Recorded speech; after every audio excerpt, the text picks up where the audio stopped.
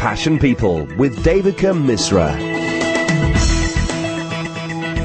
The statistics are that in 2006, people were buying a third more clothing than in 2002. So it just kind of goes to show how quickly this sort of fast fashion environment has sort of come about. As the design houses are pushing out more collections, it's partly the media as well. You know, they're heightening the need for consumers to buy more, to keep up with the trend. It's something that Vivienne Westwood even said, which was people are being trained by the media to be perfect consumers of mass-manufactured rubbish.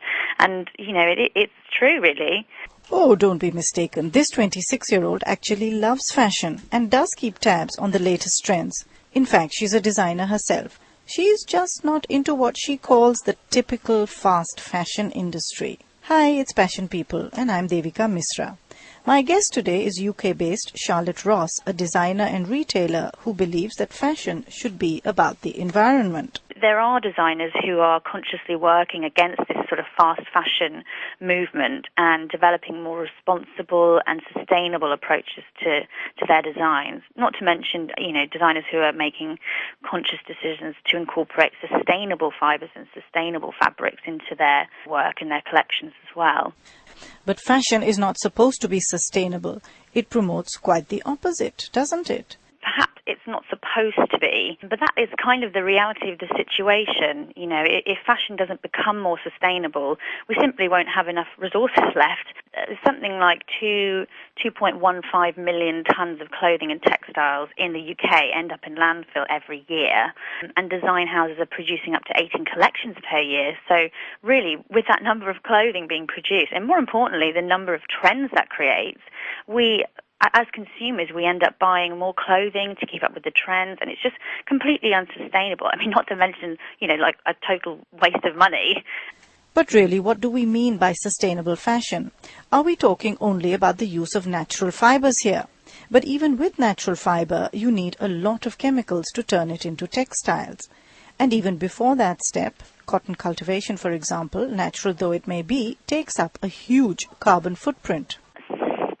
Well, it really kind of depends on your understanding or what you consider to be sustainable. So the fact that they're using natural fibres is very sustainable. But as you mentioned before, I mean, the cultivation of organic cotton uses up a huge amount of energy, and again, it uses loads of pesticides and things like that. So yeah, there is a kind of a balance of what sustainability is.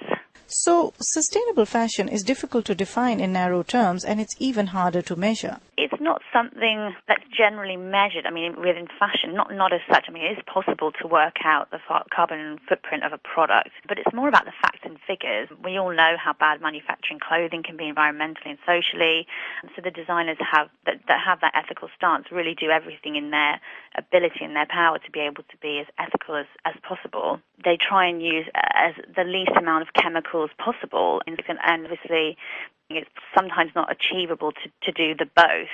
But yeah, it's certainly a start. But rather than sit around and discuss the semantics of it all, Charlie decided to involve herself in more ethical fashion practices. She did a master's in menswear design at the Royal College of Arts. It was really during the RCA that I started to focus on ethical design, and in fact my graduate collection was all ethical. That was when I really realised the problems that designers were facing in trying to create clothing and interiors ethically. The sourcing of the fabrics, the manufacturing, the dye labs, it was just so time-consuming, and I couldn't really believe that there wasn't any one place to find out all the information. And so she decided to do something about that. When I graduated, I continued with my own fashion, and I was doing some freelancing, design and consulting. But I decided to put that to one side and try and solve the problems that I was having as an ethical designer, and that's when I set up offsetwarehouse.com. I just felt like there was just such a huge gap, and it was really, I just felt like I needed to start Offset Warehouse. The business is essentially an online portal. Offset Warehouse brings together everything that people need to be ethical in fashion and interiors. It's sort of like a big resource centre. So it's a one-stop shop for fabrics and haberdashery, and there's a big ethical directory where if you need something manufactured ethically, or you need a designer who can print with, azo-free dyes, it's a type of kind of chemical that's very harmful to the environment. But Charlie's aims go beyond purely environmental concerns. She aims to be ethical in a larger context by addressing social issues as well. Her products are designed, sourced and manufactured to maximize benefits to people and communities, as well as have the minimum impact on the environment. It is really difficult to find products and fabrics that encompass everything, but the way that we see it, as long as you're making a kind of move in one of those areas, it's a start, and it's doing something good for the environment or something, benefiting society. So it's better than doing nothing. Her business model, she says, is quite unusual. It is basically the first business of its kind that does bring together everything that people need.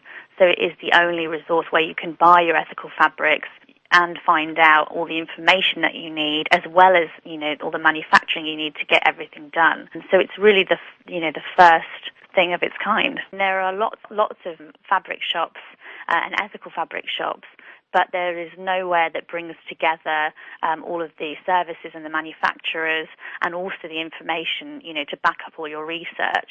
Yeah, we're the only place in the world. But Charlie, whenever people hear this word sustainable fashion, you might think like of a big name like Stella McCartney or something. Yeah. And then you immediately think, the cost will be huge just because they've slapped a label on it. Yeah, that has been one of the kind of perceptions, I suppose, of ethical fashion, is that it's very expensive. And I think for a while it was very expensive, and as it's become more of an accepted fashion and almost like a trend, I suppose, designers have kind of understood that this is one of the things that prohibits people from buying it. So they've really worked to kind of get the prices down, and we've got a great label here called People Tree, which is very, everything's ethical, and it's much more affordable. And it's getting more affordable as the trend appears to be catching on. There was a report by Mintel, which is a market research site, that estimates that the market for ethical clothing had more than quadrupled over the last 4 to 5 years to reach about £175 million just in the UK, even though overall consuming spending had only increased by 58% in the same amount of time. In 1999, the ethical market in the UK alone was £13.5 billion, which had risen by 2008 to £36 billion. And if you decide to go ethical, what should you be looking for? How would we know, by the way? There's no label that says this is an ethically made garment. Is there? No, there isn't a label as such. I mean, it's generally something that is promoted by the brand. They are developing different initiatives so that if you see a label which is from this initiative, you know that it's been manufactured sustainably, and obviously there's the fair trade label. So yeah, that's kind of increasing it, and that's definitely becoming more widely accepted and kind of noticed by consumers. And who should you be looking out for? There are a couple of big fashion designers or up and coming, which is even more exciting, I think. So people like Ada Zanderton, who has just sort of been on the scene for a couple of years, and she makes these fantastic printed garments, and they're all so wearable and so desirable, which I think is really important. And then there's the label Love Me Again, which is all made from reclaimed jumpers, and she makes these kind of fantastic sort of figure-hugging dresses, and they're really comfy, and more to the point, they're really affordable as well, because she's using reclaimed fabrics rather than having to purchase much more expensive sustainable fabrics that have just been newly made. She's managed to keep the price points really affordable.